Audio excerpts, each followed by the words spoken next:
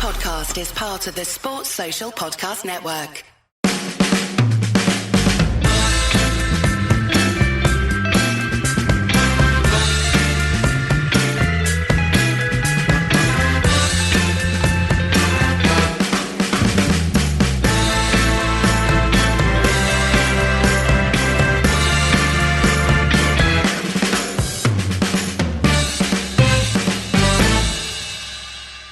Paul, how you doing? I'm doing really good, thanks. What are we talking about on the show this week? Well, there are no games to talk about, so we're not talking about anything, actually. That's it, folks. Bye now. We're going to talk a little bit about the international break, and there were some football games. I managed to miss the England game and completely forgot it was on, and England going score 7 or something like that. We'll take a lot of questions from listeners this week because, hey, why not? And we'll look ahead to the game against Sheffield United at the weekend. In which overlapping centre-backs completely flummox our forwards, or something like that. It's very funny, and I'm sure we have lots of listeners that also listen to the TIFO football podcast. And if you don't and never have, it's definitely worth a listen. It's one of my favourite football podcasts. I'm a little bit biased, but because I have friends there. Because you're on there all the time. I've been on here once. Pouring yourself out to the world of podcasting. But Alex Stewart, who does the tactics for TIFO, is just like absolutely sick of being asked about overlapping fullbacks. It's like, it's not that fancy. It's just got fullbacks that get, overlapping centre-backs. It's not that fancy. They just... No, it's not. In fact, actually, if you think about it, Terry Venables did this at Euro 96. Absolutely. To great effect. To nearly absolutely great effect. I also didn't watch the England game, not from any sort of like hate England, anti-football, anti-England hipsterism, which is quite prevalent. Although, actually, if there was ever a week for anti-England tribal football hipsterism, the fact that England fans booed Joe Gomez, this is why we don't like you. This is why fans of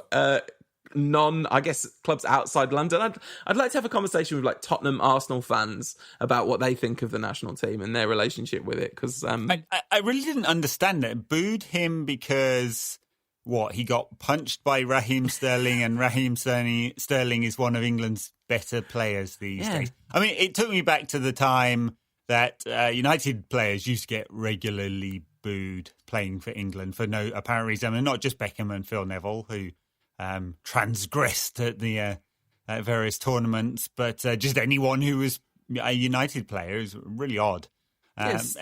Stand up if you hate Man U chants at England games. Yeah. When 5 of the starting 11 were playing for United and were born and bred United, and we know about this, and there's been lots of nonsense tribal reaction, lots of Liverpool fans going. There was one journalist who tweeted something about it being a new low for English football, and they're like, feel like it's a new low that you've noticed for English football. Yeah, exactly. Yeah.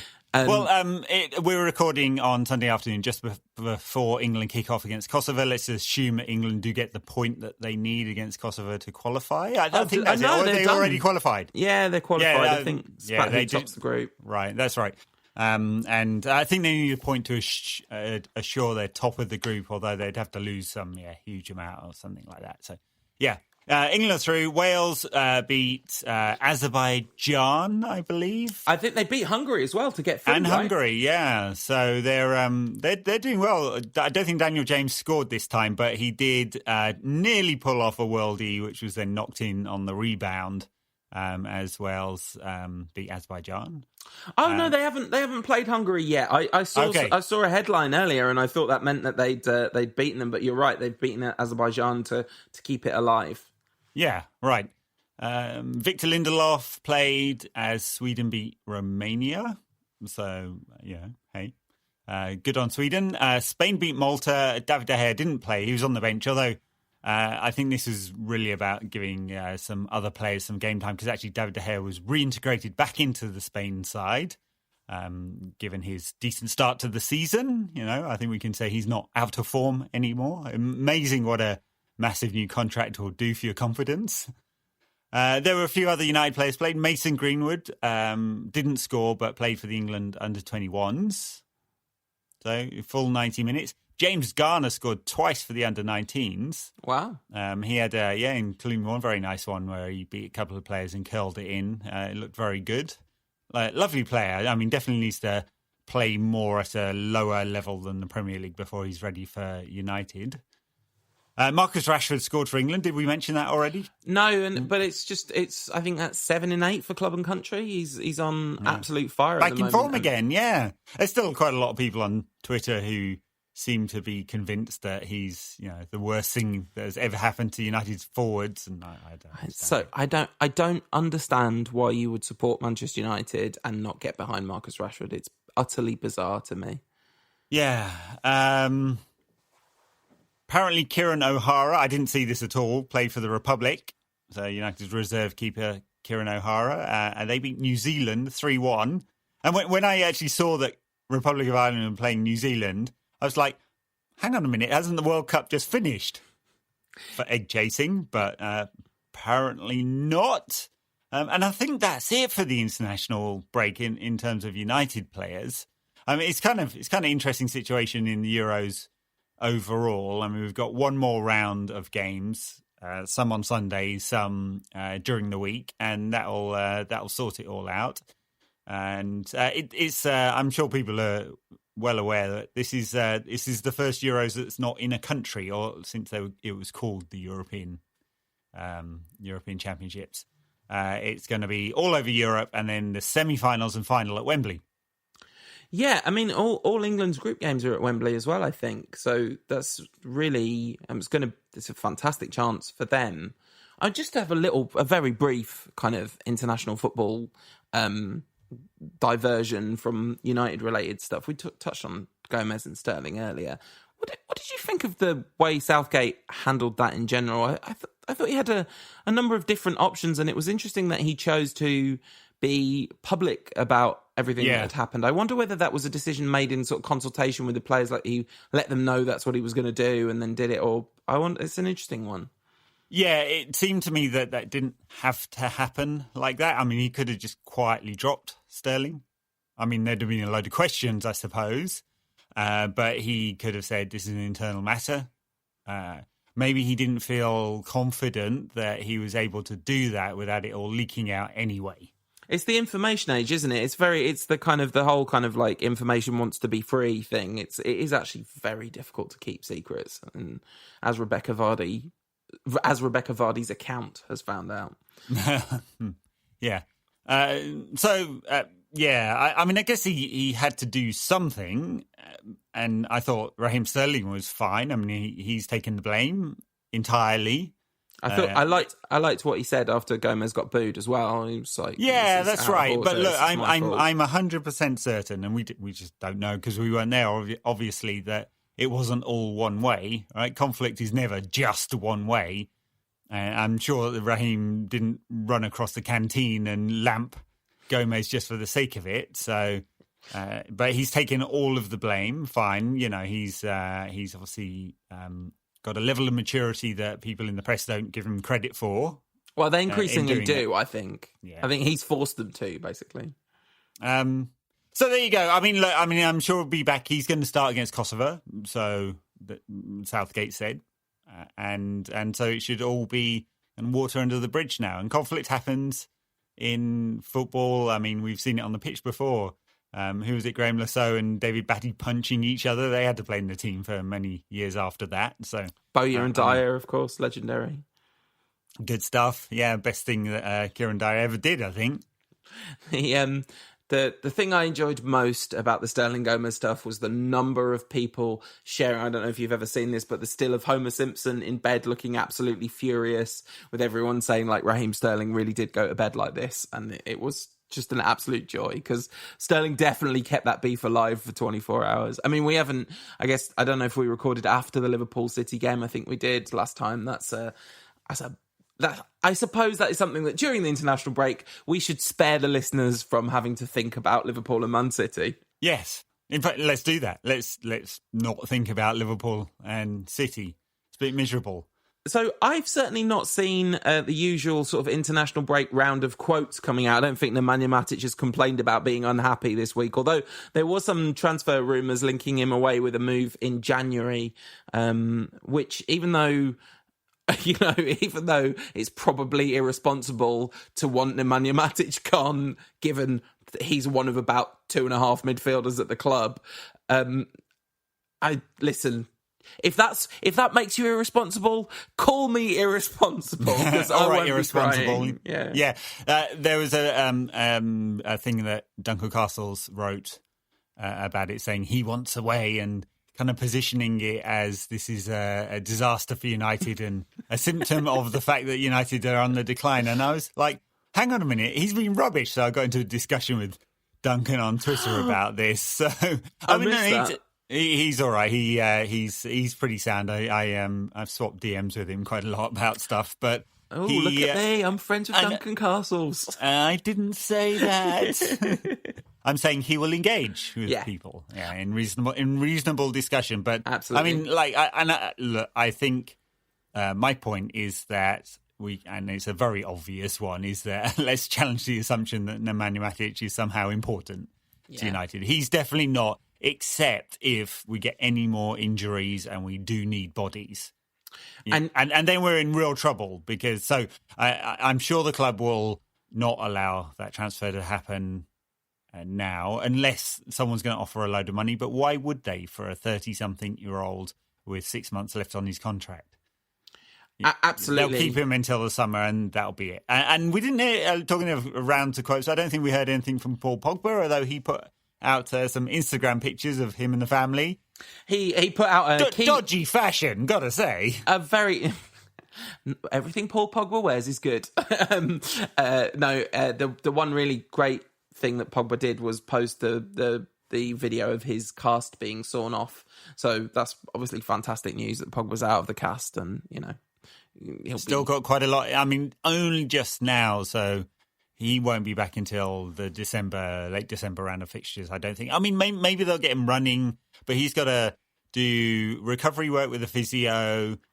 He's got to get his fitness back up, because it will have dropped off quite a lot, even if he's been doing cycling or swimming or other stuff that you can do while you've got a cast on. He's going to have to do straight line running and then twists and turns, jump, impact, all of that. Right? That's a lot of work. That's a lot of work. As someone who trains a lot, that's a lot of work to recover from that. As someone who's also had an ankle injury before, it really, really, especially soft tissue damage, it really, really easily goes bad again. Really easily. Yeah. So, we really, really hope, for not just United's sake, but his genuinely, career-wise, you want people to be really, really careful coming back from ankle injuries. The other newsy thing that happened was a lot of talk about Erling Braut Haaland, which Erling Braut is a complete guess of how that's pronounced. I like it. It's a kind of refreshing beer with a... Is that one? Alf-Inge Haaland's son, isn't... I know. And apparently, not a fan of Manchester United in general, but I'm sure he would... he'd possibly change that view if he does rock up at Old Trafford. I mean, it's not as if Roy Keane works at United. No. I mean, it would be a kind of lovely book-ended narrative, wouldn't it, for Alf-Inge Haaland's son to come and play for United? We'll see. I mean, the guy scores a phenomenal amount of goals. He's a very dynamic forward. I mean, I'm sure you've all seen him in the Champions League. He looks like a player who is going to find himself in a really elite bracket. It's hard, though, because he's playing in Austria, so he's not playing in a Tier 1 league at the moment. And when that is the case, it's a bit of a gamble, because it's going to be a step up for him. Sure, wherever he goes next. I guess we've been talking quite a lot about, the James Maddison principle, right? Buy them first. Don't let the other team buy them and then spend, Maguire, Maddison, Pogba. No, this doesn't apply to Pogba. But, that principle, it does seem like, Dan James, for example, we've gambled on Dan James at a reasonable amount of money rather than, we've made the cheaper punt rather than kind of effectively paying like tens of millions for him to be on loan at another Premier League club who might end up being better than us, so he wouldn't want to come to us anyway, like Leicester. That's true. I mean, I just think that if you take that principle overall with your transfer strategy, you've just got to buy more players. Yes. Because the thing about buying younger players who are hopefully going to turn into really class players is they don't always do that, do Absolutely. No, this is completely correct. And this was Fergie's transfer strategy for a long period of his career, was to make numerous punts on 15 to 20 million pound players, Anderson, Nani, that was that era. I mean, Ronaldo. I mean, it was a fairly sure bet, but only fairly sure. We saw Ronaldo have a season and a half of struggles in the Premier League, didn't we? Before it all came together. The one thing that I wanted to say about Haaland, though, is I've seen a lot of the response to it seems to be about, well, we don't need another forward, and that's where. But I mean, we do if. Again, like, you can't just have the players in the first 11. There's nobody apart from Mason who, is a kid and it's fine that he's being rotated in and out. There's nobody like missing out on minutes because United have got Martial and Rashford and James. Like, you want at least one more, especially if he's multifunctional, to give it the old Van Gaal. Yeah, so we can't get consistency out of Martial. He's also a bit injury prone. Marcus Rashford is performing better coming off the left at the moment. It might not always be his role, and I'm sure he'd much rather be playing through the centre, but it's an awful lot of pressure on a younger player, and his uptick in form has coincided with him moving back to the left when Martial has come into the team, at least partly coincided. I think there's an awful lot of sense in United buying another forward. I don't know whether it's going to happen in January or not. I mean, it's unusual, but we've signed some big players in January over the past few years, so we'll see. Yeah, absolutely. But I just wanted to address the idea that we don't need another forward. I don't think that's accurate. I wouldn't say it's the squad's biggest need by any stretch of the imagination, but if there's a deal that can be done that works, then I don't think we should not buy them because we've got too many forwards, because I just don't think we have. You keep saying that Martial's not been consistent, but as a centre forward, like, really and truly, he has not been that inconsistent. I think a lot of the inconsistency, the one thing that is a key issue is he's got to stay fit for a long period of time. That's absolutely vital. But he basically scores a lot of goals when we play him at centre forward. Basically. The only other news thing that I can think of is Tahith Chong. And lots of talk that I think Juventus maybe was the club mentioned. Lots of talk that he's not going to sign a new contract at United, and United probably going to lose out on Tahith Chong. Yeah, it seems like, I mean, we talked about this a couple of weeks ago, didn't we? So he's had a contract in the summer. United will get some development money, but it won't be very much if he does leave. And he, or at least his agent, said he wants the right kind of contract. Well, that's about money, and then a sporting plan. So here's our plan to get you into the team. Now, I think anyone who's seen Tahith Chong, he's not played an awful lot for United this season, but he doesn't seem like he's ready, and I think part of that sporting plan really should be a loan away. I mean, if he's going to go to Juventus, he's not going straight into that team. This is very successful Juve side. He's going to get loaned out somewhere else. So that's what they do in Italy, because they don't really have reserve football in the same way. So we'll see. I mean, it would be a shame, but I don't think with Chong there's a guarantee that he's going to become a top-class player. It would be a loss. The other one, of course, who's out of contract in the summer, and we've talked about a fair bit, is Angel Gomez. He played this week. Again, I think he got 2 assists and a goal or something, didn't he, for one of the England under-20s? I have no idea. I haven't seen that. Actually, I mean, I forgot to check that up again, but he, and again there, he's not quite ready for the big time, but a huge amount of talent, and it would be a huge shame to lose out on him. But this is, I feel like I'm definitely a broken record, but these are the kind of things that a director of football makes sure don't happen. Yeah, and we all know this has happened all along. This is not a new phenomenon. I mean, I'm sure a lot of people said Pogba wouldn't get football if he went to Juventus, but I don't think it's as evident that Chong's ready for the big time as it was evident that Pogba was ready for the big time when he move to Juventus. Like, I think it looked like he was a lot closer to being ready, and also looked a lot more like he was a player that we needed in the first team. I mean, Chung has not impressed when he's played at the senior level. Now, that doesn't mean bin him off, he's rubbish, because of course it doesn't mean that. But it's a hard balance to strike, and if he's not happy with the idea of going out on loan, certainly, then there's not much we can do about that, is there? Okay, so that's the news. We both watched Busby, which is a new documentary about Sir Matt's life and his time at Manchester United, covering an awful lot of decades from the same team that brought us the class of '92. In a second, we got an interview I did with Joe Perlman, who's the director. Also did the Bros documentary, which many of you saw. And there's some stylistic similarities between the two, let's just say. But before we get on to that interview, what did you think of the film? Because you saw it as well. Yeah, I'm so jealous that you talked to Joe Perlman, but it's probably good, because if I'd talked to him, there'd have been an awful lot of questions about the Bros documentary and probably not so many about the Busby documentary. I thought it is a phenomenal film. I mean, it is an absolutely excellent film. There was definitely stuff in it that I didn't know, because I'm not massively a student of United's history.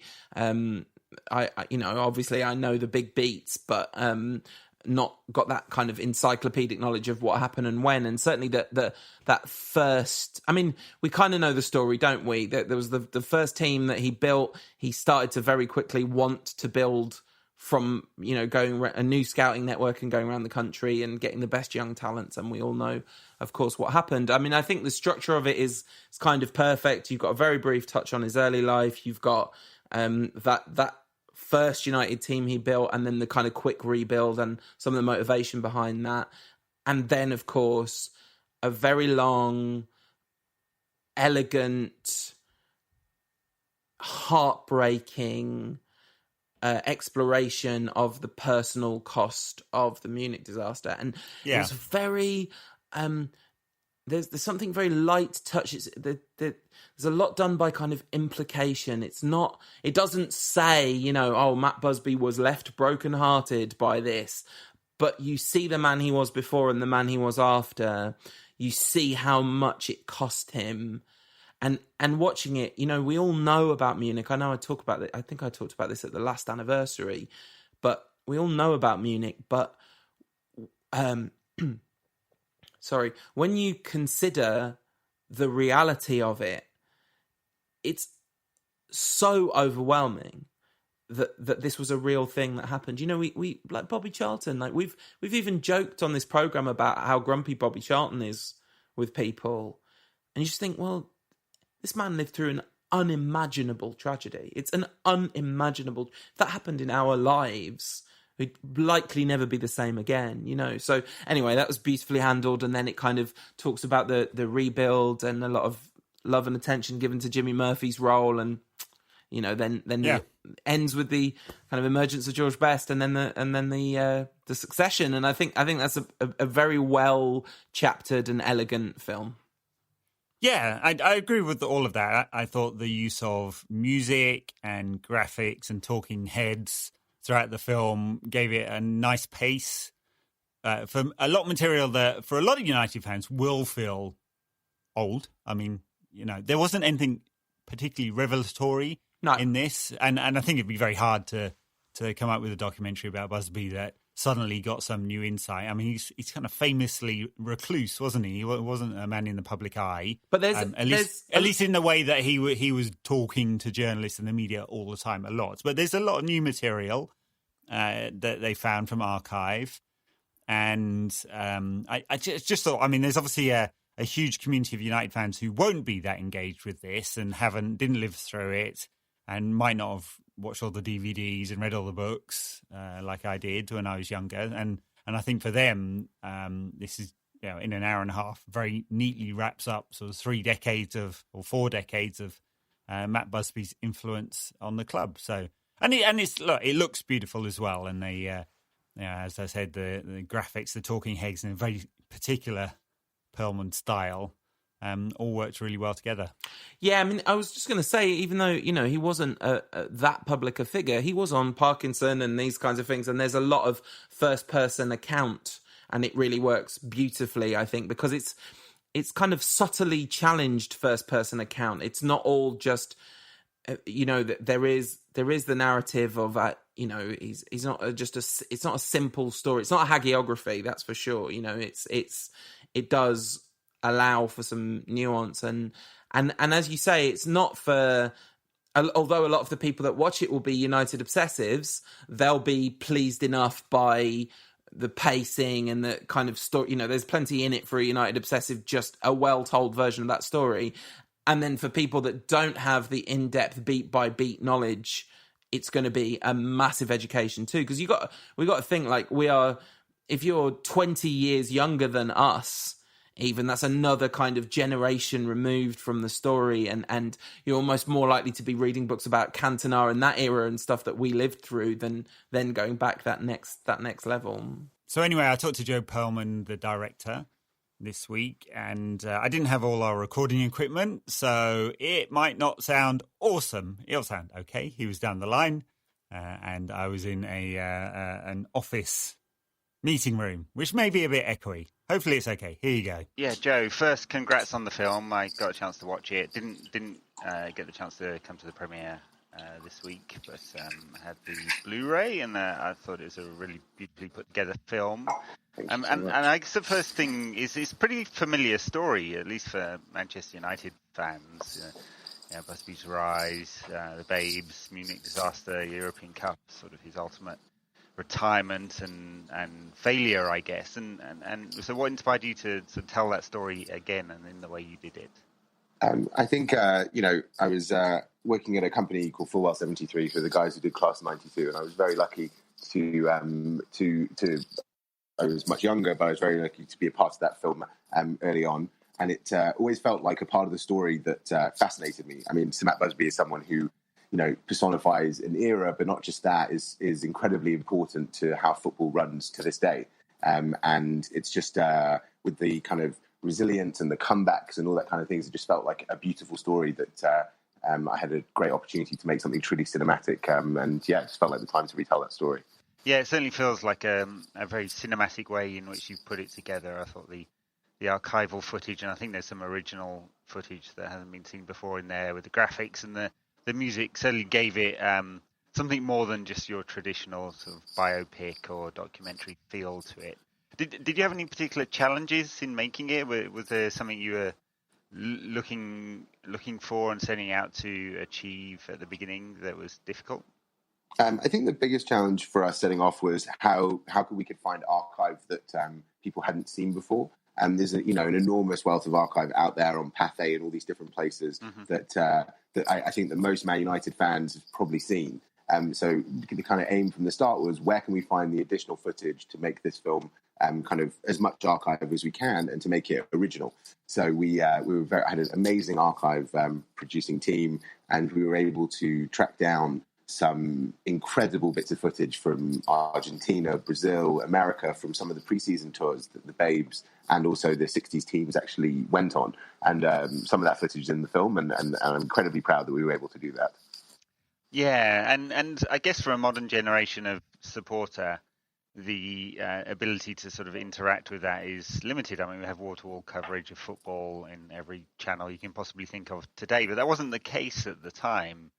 And I thought one of the interesting things you managed to do with the film was to bring to life that actually they didn't have the same kind of coverage at the time, and connecting with the club and the stories around the club was often in a very sort of more limited way. And I was kind of interested in the way that you used some of the talking heads in the film and some of the characters from that time, and very particular style of interview that you were looking for there. What sort of inspired that? Well, I mean, across most of my films, I have a particular style of doing kind of interviews straight down the line with the characters, the protagonist looking straight into the camera. And I feel it creates a really nice kind of more intimate experience for the viewer. So it was something that we definitely wanted to deliver on this. And we knew that, it had been a while since a lot of these players had spoken about Sir Matt. and it just felt like an amazing opportunity to kind of to dig a bit deeper and hear a few more stories from these incredible characters. And a few of them came to your premiere on Monday night. I saw from some of the images. Yes, yeah, quite. I think almost everyone we interviewed was actually there, which was amazing to get them all there. And there's an incredible photo of all of them together on the red carpet. And I think that it was if anything, it was an amazing experience for them to get back together. I think they absolutely loved it, and they all came up to us after the film and were thanking us for putting it on, and also thanking us for giving them an opportunity to see each other. Yeah. So Matt was sort of famously private. Didn't spend a lot of time doing interviews. There's some you have in the film. Didn't live his life in public, I guess. Was it difficult to find new angles and insight on him as a person as well as a manager? Yeah, I mean, the biggest focus for us in this film was to let Sir Matt tell his own story. Mm-hmm. So kind of initially it was about digging through archive and finding all of the interviews that we had with Sir Matt. But then we were extremely lucky that also the people we were interviewing, mainly Paddy Barclay and Roy Cav, they gave us some of the interview tapes that they had done when they'd been researching the autobiographies and biographies of Sir Matt. So we actually, in the film, there are interviews that people have actually never heard before. And that was something that was really exciting. And there's a few moments in the film where it's very clear that these are, audio recordings from years ago, with Matt being as open and as genuine as I think you'll ever hear him. Yeah. I mean, Paddy Barclay's involvement is interesting because, of course, he's spent many years writing about Sir Alex and the club, and so has a pretty intimate knowledge of the club. Did that allow you to sort of distance yourself from making this a fans film? Because I imagine there's a tension here between something that tells the real inside story, and some of this is tragic, of course, and telling something that gets down to the real truth of what was happening at the time. Of course. Well, as someone who doesn't support Man United, mm-hmm. I feel like it was actually possibly an easier task for me because there was no bias. I was going into this completely open, no opinions about current Manchester United or any of those types of things. So there wasn't going to be some sort of any sort of bias towards this. It was actually, I was fascinated by the man, and I think that the best documentaries are films that transcend the topic. So this isn't a film about Manchester United. This isn't a film about sport. This is about an incredible man who personified a period of time, and as a result led to kind of what Manchester is today, and equally, what the football club is today, and also what kind of managerial styles and all that kind of thing exist today. So it was, I think we've really achieved that. This is not just a film for sports fans or Man United fans. This is a film for people who love to kind of understand a character from the past and try to immerse themselves in a period that maybe they weren't around for. Mm. Yeah, I mean, it feels like an interesting theme, really. Busby, Ferguson, Shankly, Paisley, Wenger, Herbert Chapman, these sort of dynastic era managers who managed their club for decades and won all the trophies. I'm not sure we'll ever see that again. I mean, do you think there's a way we'll tell the story of modern managers that's going to be different than this? I think it will be totally different. I think I don't think there will be. There was not going to be another Sir Matt Busby. There's not going to be another Shankly. It just doesn't. It doesn't exist in the way that modern sport and modern football has played out over the years. And it's something that Matt even talks about in the film. After one of the first interviews he gives after Munich, he talks about football being a business now. It's not about sport. For the first half of the film, pre-Munich, he's talking about sport and enjoyment and the fans and all that kind of stuff. And then suddenly he starts talking about it as a business. And I think that actually marks a very clear turning point, not just in Matt's life, but also in the life of football itself. And that I think that as a result of that, the world will never see characters like this again. Yeah, I thought it was a really interesting piece in the film where he talks about, or the film talks about, his role in keeping wages down at Old Trafford. And then you suddenly get this feeling that Sir Matt, although he had sort of one metaphoric arm around his squad because they were the babes and they were his players and he felt emotionally attached to them, but he also felt attached. He felt a responsibility at the club to make the club's finances work. So I thought that was kind of fascinating contrast between the two sides of the man. Yeah, absolutely. I think that, Sir Matt is he's one of the simplest and most difficult people to understand. He's an incredibly friendly father figure, all those types of things. And on the other side, he's ruthless. He's an incredible businessman. His past made him who he became. And I think that I hope that people coming out of the other side of this film will understand a bit more about the man and why he made the decisions he made. Yeah. One of the things about Busby, of course, is his length of tenure, and there's just so much that happened over those more than, nearly 25 years he was at Manchester United, and longer in a sort of up in the boardroom capacity. So how did you decide what to keep and what to discard? What was sort of obvious and what was new? I think that one of the big things for us was to kind of put him at the forefront of each era. So, post World War II Britain, you have the colour of Manchester United, the colour of the Busby Babes and that kind of thing. And then the 60s, equally, he personifies the time with George Best and this incredible youthfulness that comes in again. And I think it was important to play on that. I think that youthfulness is real focus of this film. And, understanding that Matt lost his father when he was so young, and also his uncle and all the kind of male father figures in his life, and essentially took control of the family, went down the mines to earn money so that the family could live, and then kind of made all the decisions he made when he finally got into the place of responsibility and into Manchester United. It all kind of leads back to that, and I think that it was important for us to show a bit of the foreshadowing of what his kind of formative experiences meant and led to. Yeah, that's right, and I think it kind of ties in nicely with what I was talking about earlier about his then role as from young manager to become the father figure of the club and feeling responsible for more than just what was happening on the pitch. I guess there's an interesting contrast with Ferguson, and Ferguson doesn't really appear in this film. Was that a conscious decision? No, not at all. We would have absolutely loved to have Sir Alex in the film, but unfortunately our schedules just didn't work out. Okay. Ferguson, of course, has his story. Do you want to tell us that story one day? Do you think there's anything new you can add? If I was given the opportunity to tell that story, it would be an absolute honour. But that's all I had to say. I'm sure he's a man in demand. Probably he wants to tell it his own way, knowing Ferguson. Yeah, I have no doubt. So the movie's out. You had the premiere this week on Monday, and it's out on Blu-ray, DVD, and streaming. Yes. Yes, on the 18th. Is it going to have a cinematic release, or it's no, I think it's just going on digitals. I think there might be a few screenings popping up. So if people look at busby.film over the next few weeks, I think there'll be a few, hopefully a few cinema screenings popping up, but available everywhere from Monday. Great.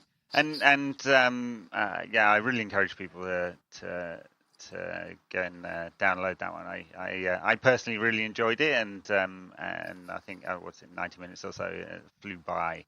And as someone who's obviously been a long-time fan and historian of the club, I once wrote about half a book on the history of the financial history of Manchester United without finishing it. But I really found something new coming out of this film. Amazing, thank you so much.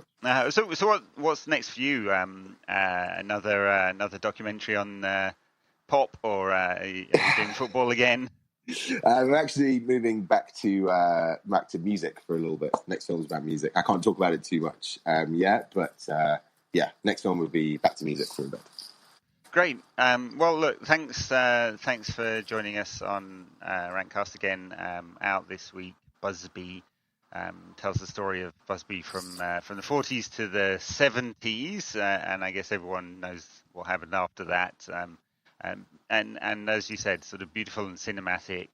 Lots of interviews with characters from the time, new archival footage, and I thought one of the things in this film was the kind of the music, actually, and we didn't talk about that much, but it's used in a very sort of dramatic way and helps elevate the film from being what could be sort of a TV documentary to something bigger. Yeah, absolutely. We had an unbelievable composer on this film called Chris Rowe, who's extremely talented. It was an absolute pleasure to work with him. And, early on we were talking about how we could kind of give that feeling of a man apart to Matt, and then what kind of themes that we could play on. And funnily enough, a big one was Bernard Herrmann, and Taxi Driver was one of our big references to the music on this. And I feel like we really delivered on giving it, an interesting pace, and also kind of almost a foreboding and a sense of doom early on, that kind of with Munich on the horizon when we're talking about the babes, I think there's a definite feeling of some sort of impending doom along with it, which is something we were really focused on. Yeah, it certainly gives that. And who knew there were less than 6 degrees of separation between Taxi Driver and Sir Matt? But, it can be a small world somewhere. Exactly. Joe, again, thank you very much. And this is really fascinating insight into the film and how you produced it. And again, everyone go watch. Congrats. Thank you so much. All right. So that's Busby. We saw a few old faces at the premiere, which was last Monday in Manchester. I do encourage everyone to go and download this. It's available on the Busby Film website. I don't think it's on Netflix or any other services just yet, or DVD and Blu-ray. What are we talking about next, Paul? I guess we should take questions from the listeners. Are there any good ones that aren't about our royal family? There are some excellent questions this week, I thought, and a lot of them, given I suppose the time of year, and a lot of the questions are always about this, but I do think it's the time of year where we can afford to talk about it. The November international break signing seems a logical conversation. At Quatchit asking about whether we really need Haaland, or asking whether it's better to concentrate on Sancho, a central attacking midfielder, and a couple of CMs. Well, there is no chance on this God's green earth that it's a discussion where we either concentrate on Haaland or Sancho. I mean, Sancho is I would describe it as like somewhat of a pie in the sky signing at this point. Certainly in January, it'd be ballistically unusual if we were to sign Jadon Sancho. Yeah, especially given some of Borussia's Dortmund's trouble at the moment. Yeah, not just in European football, but domestically as well. Coach under pressure. Why would they do it? Sancho, of course, was left out of the team, publicly criticised, and substituted after half an hour recently. So this is why some of the stories have come up.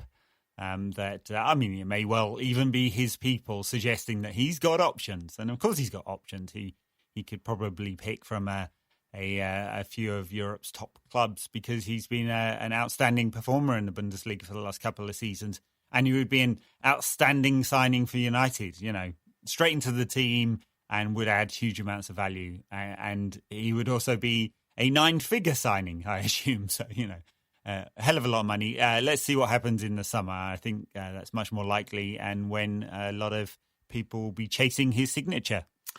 And of course, to kind of finish up the answer to the question, a number 10 and a central midfielder are the things that we most need, in my opinion, particularly a central midfielder. Depending in a way on like what Pogba's recovery is, because Pogba fulfills one of those roles beautifully. I don't think we would want him to play as a number 10, but a very advanced number 8 would be beautiful to have Pogba there. Yeah. And if somehow Fred and McTominay and Pogba becomes an effective 3, you still need cover desperately, and that's a huge if anyway. So a question here, which is, I'm not on the same theme at Busby Babes MU says, I'm not convinced we need another young forward in the form of Haaland. A senior experienced player that's not expected to play every game is what we need. How about Solskjaer, player manager 2020? Oh, geez, yeah. I'm sure he's still got it in the training field, but not on the pitch in the Premier League. Yeah. Mika Latonen says, Finland just qualified for the men's international tournament for the first time, which has been great. I'm assuming Mika Latonen is from Finland. Friend of the show, asked a few questions. What is your favourite international football memory? Well, if it's about England, it's going to be some old ones. I have to say, I fully enjoyed the 1990 World Cup, and I have fleeting memories of the 86 World Cup. I mean, I have pretty good memories. It's a long time ago now, and I was like 10 or something. So you paid I can confirm the list for the listeners that you did pay forensically close attention to the 1986 World Cup, Ed. Yeah, 1990 was the one where I think I really remember loads of it and got caught up in what was happening.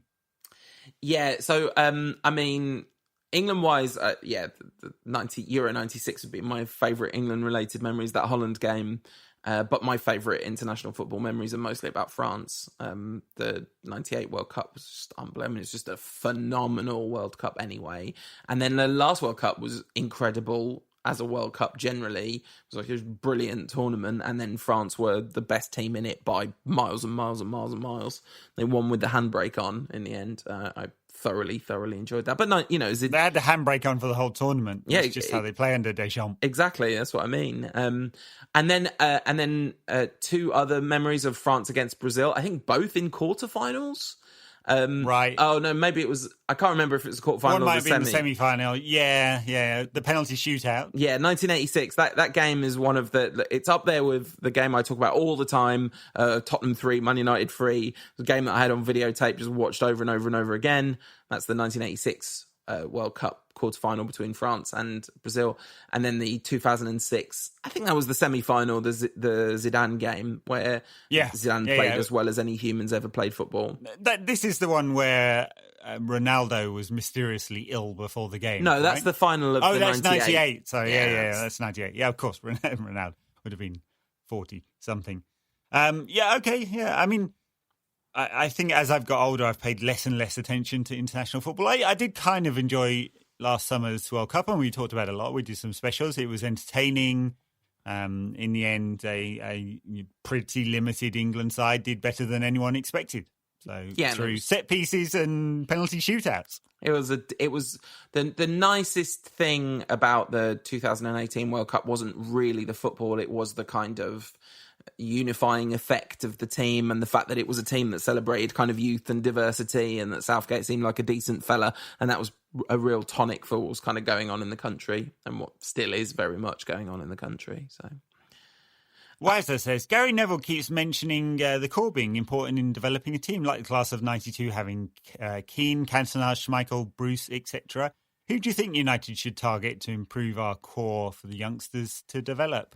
Yeah, it's kind of interesting. I think it's a fair point. It's a much better point than his other thing that he said this week, Gary Neville, which was fully in support of the Glazers. We'll come on to that in a second, shall we? I think the central midfielders we mentioned, and I think an experienced defensive midfielder would make if we were buying one player right now, if we're developing, there's more players needed, but that would be the biggest boost.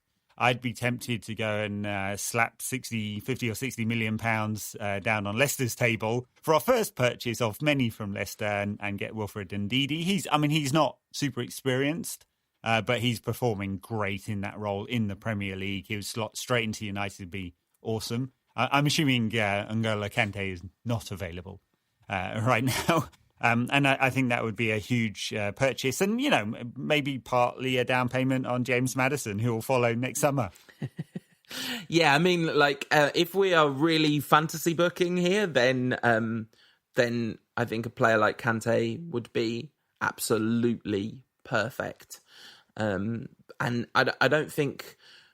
Oh, you could also argue that a very sort of dominant Van Dijk-esque defender playing alongside Maguire would help the team a lot, but I don't even next summer. I don't know who that is. Right. I don't really know who that is. I always find it difficult to answer the questions of which player where, because I don't pay forensic attention to football around the world. So, but I would if it was fantasy, I'd sign Milan Skriniar, although he's the Inter defender who's really high quality. He can mix it and pass it.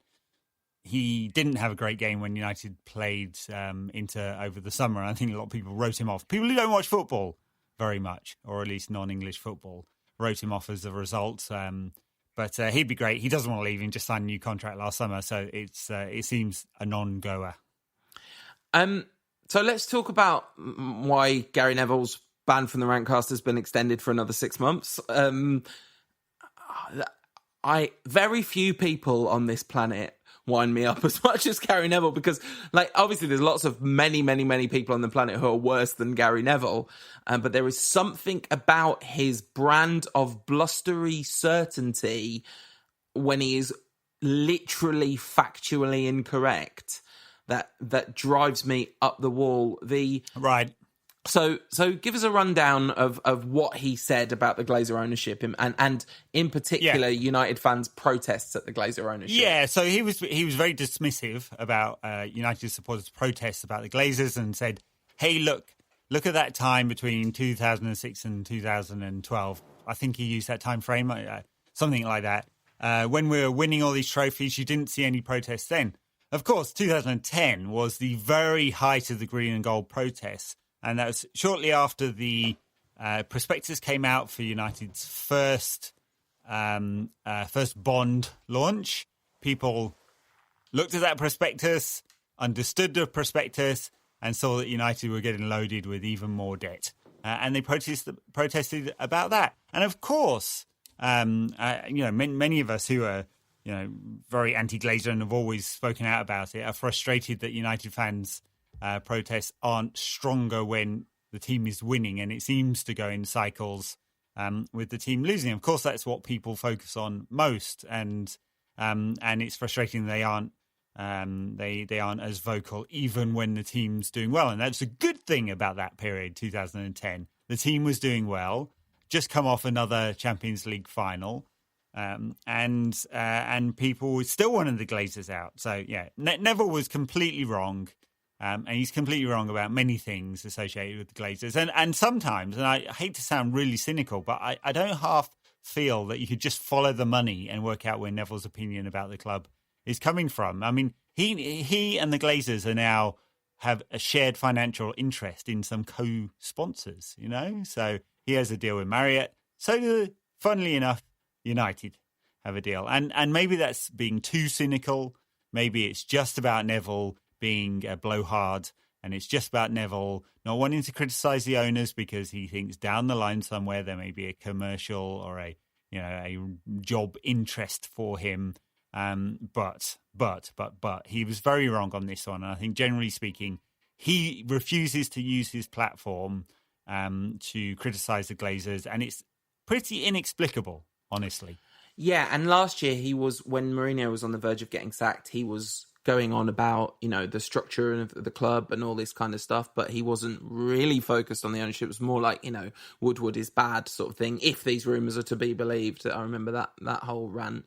I mean, to talk briefly about 2010, you said the exact key thing. This was 100% in reaction to the prospectus. United were champions. As you say, they'd been in the Champions League final the previous season, and the single moment that was the pinnacle of the anti-Glazer process at Manchester United was a 4-0 Champions League quarter-final win over AC Milan. So you can... Oh, God, it drives me up the wall. And I think you can be... Even if the mutual interest, the sort of exact follow the money, almost conspiracy level thing about this isn't right, and even if it's not because he's got half an eye on a job with United in the future, it's because he's a commercially minded football team owner now.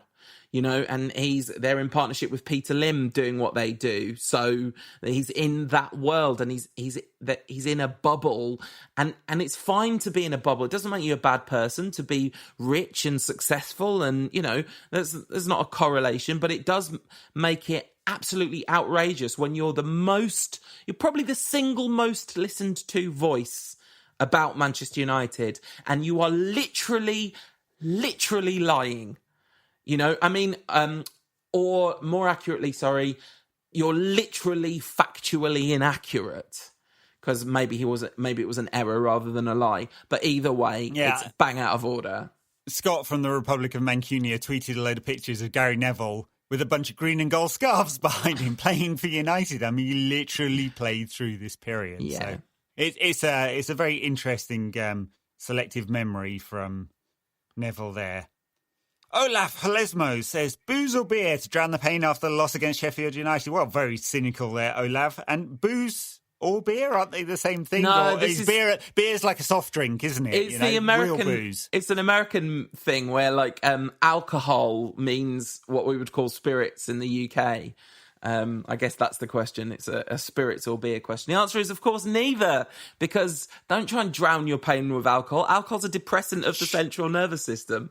No. It helps you forget it for a while, and then you can move on. So just mix and match, I'd say, mate. It'll get you there quicker. Just to be neurologically accurate, though, it is literally harder to move on when you've got alcohol in your brain. We've got questions targeted at different people here. That one was definitely for you. At one, Matt Viney says, which wrestler would Paul bring in to give a team talk or press conference instead of Ole to rally the players to stop a lackluster performance? It sort of depends what you want, really. I think if you want a sort of friendly arm round the shoulder, then and especially if we can have living or dead, which you kind of need to have when you're talking about wrestlers, because so many of them are dead. It's got to be the American Dream, Dusty Rhodes. You know, we talk about Busby. One of the things that almost everyone knows about Sir Matt is this kind of fundamental working class principle that football has an obligation to be entertaining because people work hard all week, and then they deserve to be entertained when they come to the football. And I think that Dusty Rhodes is absolutely the man to deliver that message to the people. All right, very good. We need to deliver a message to the people, and that's our in-depth analysis of Sheffield United. What do you know about Sheffield United, Paul? Overlapping centre-backs.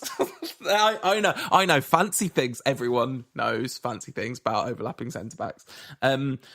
They are doing absolutely extraordinarily well. I don't think they've lost a game away from home yet this season. They were very unlucky, or at least very close to not losing the game they did lose at home. They have been genuinely a bit of a revelation in this league, and I don't think anyone quite saw that coming. Certainly not to the extent that they're fifth in the league this season. They've only lost 3 games all season, so yeah, they're doing phenomenally well.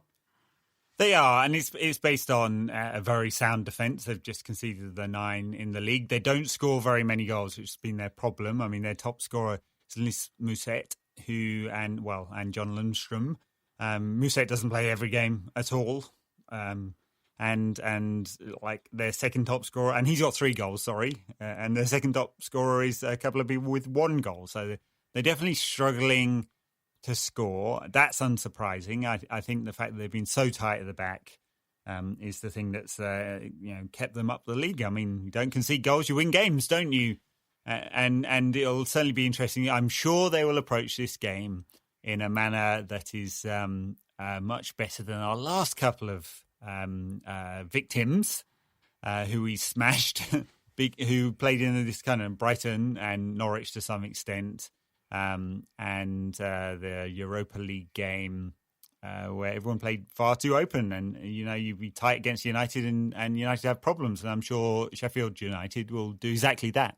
Yeah, absolutely. I mean, I said before the Brighton game that that Potter is probably a smart enough manager to sit back, but they were kind of taken apart early by a kind of an unlucky bounce of the ball, basically, and then they were in a very different position. So, if United score early, then us, Manchester United, if we score early, then of course they'll have to open up a little bit, but that's not going to be their starting point. I mean, you mentioned the numbers of goals scored and conceded. You have to go down to 12th in the league to find a team that scored fewer goals than them, but you have to go up to second in the league they're one of only 2 teams to be in single figures for goals conceded this season. Yeah.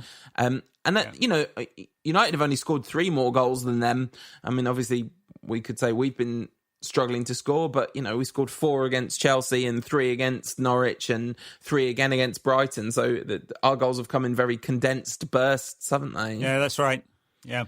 A couple of interesting other points with Sheffield United. Ravel Morrison is in the squad, although he's only played, he had 1 substitute appearance. If you could see my face right now, listeners, I am 100% shocked about this. I had zero idea. That's incredible news. Well, he spent about a year in Mexico at Atlas playing Mexican football. So he actually, first time in his career, really, he's had a string of appearances all in a row.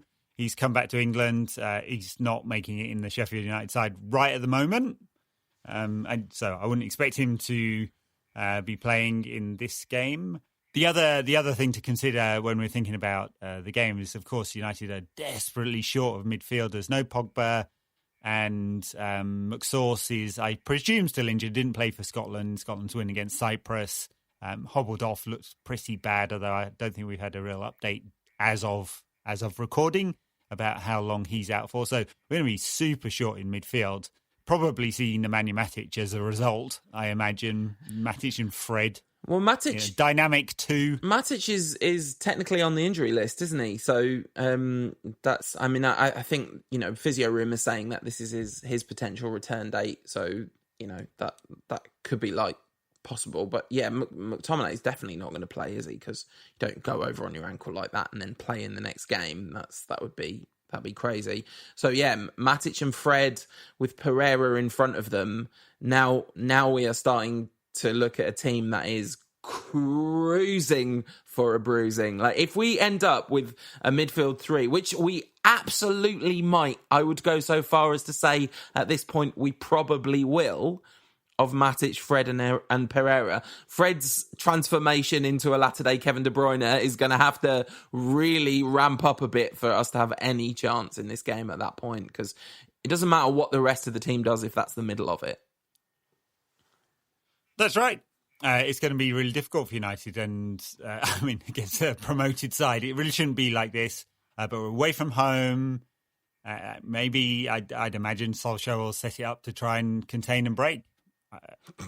What else are we going to do? What else are we going to do? Yeah, classic. It's going to be a difficult afternoon for sure. Yeah, and the one hope is that they are catchable on the break. They do leave some space in behind, although they're very well drilled. I mean, Chris Wilder is getting all the plaudits in the world at the moment. There's almost nothing original you can say about this, except, I guess, if there are those of you out there that haven't paid any attention at all to Sheffield United so far this season, what Chris Wilder has done at that club is genuinely remarkable. I mean, he's really it would appear that he's an exceptional talent. I mean, I didn't really know anything about him until back half of last season. Maybe I don't think I'd ever necessarily even heard of him. I remember a couple of years ago there was a video about transfer deadline day that Bleacher Report did that followed him for the day, and he seemed really impressive even in that little short video, and that was the first time I was aware of him, and so I haven't followed his career or anything, but when you look back on it, he's done incredible work. Absolutely.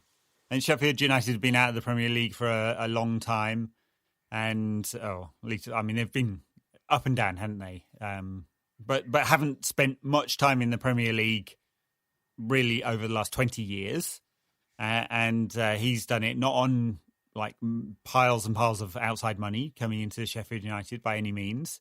And he's obviously a very smart coach who is making the most of his resources. Not sure we can quite say that about our manager right now. He hasn't been fired. So the graveyard of the autumn international window has not come down on Ollie's head. Those victories just before the international break came at a very needed time. It would be a huge setback if United didn't win this game. Huge setback, because we'd be stepping back to sort of space one again. But it's going to be difficult, and I don't see any obvious path to United winning this game. Obvious path. No, just brilliant performances from the front three, really, and very solid performances from the back four. That's the basis of it, because that middle three is going to be a massive problem, and but the path to victory is some excellent, outstanding individual performances, and we know that's a roll of the dice, don't we? So yeah, I mean, United are going to spend all season one game away from a crisis, I think, and I think that the next time we record after that Sheffield United game, we will probably be talking about United in crisis once again, and probably not Sheffield United as the ones in crisis. So I guess we should... Predictions? Yeah, that's what we got to do before we finish. I hate doing it. You hate to see it, and I hate to do it, but I'm predicting a 1-0 defeat in this game. That's what I'm predicting. United could win this game, of course. I think given all the things we've just kind of listed, and I don't think we've been particularly negative. The shortage of players... Sheffield United's sort of systems make games, don't they? Being set up nicely, I think, to contain United. I'm gonna go for a 1-1 draw. Yeah, I'm gonna say 1-0 defeat. Maybe it sounds hugely negative, but it's just a kind of analysis thing. I think there's every chance that United turn up and turn them over. That's, if we get an early goal, we could impose, because there's a lot of talent in United's front three in particular. So, it could definitely happen. That's right. Sheffield United, of course, I've not gone to this game. I've been to Bramall Lane quite a few times with United over the years, including one FA Cup game where I think I'm correct in saying Steve Bruce scored a penalty and we invaded the pitch. Not that I invaded the pitch. I'm saying we, the collective Manchester United, masses invaded the pitch. So were you on the Bramall Lane pitch? Or no? Okay. I'm very good. Right. I hope Brandon Williams starts. I really hope Brandon Williams starts at left back. I guess if Young's fit, I suspect he won't, but I hope he does. And worth saying, he deserves it. He deserves it. He deserves to play Brandon Williams. Worth saying, we didn't really talk about this on the last show, but Brandon Williams, underrated apsomaniac, sent off for headbutting someone in a youth game, squared up to a man 4 times his age in the game against Brighton. He's always had a bit of an edge. Yeah. I mean, it's we had a question about it. We didn't talk about it earlier, but who's our king of housery now that Herrera's gone? Marcus Rojo or Brandon Williams could be there. He could be there. He's too young to be a houser. But it's different as well, because there's a difference between Ander Herrera snidiness and someone who's just actually literally double-R'd. Like, Brandon Williams isn't snidey. He's just would appear to be double-R'd, basically. So good. We need a few more of those. All right. We're not double hard. That's why we're sat behind microphones talking about football rather than on the pitch giving Sheffield United players good kicking. Let's hope somehow United managed to do that and we can have a positive show next week, because it was quite nice, actually, our last Rantcast, to actually feel positive about the team again, because it hasn't happened very often these past 6 years. Absolutely. So thank you very much for listening, and we'll be back with another show after Sheffield United. Patreon backers, stay tuned for more. This podcast is part of the Sports Social Podcast Network.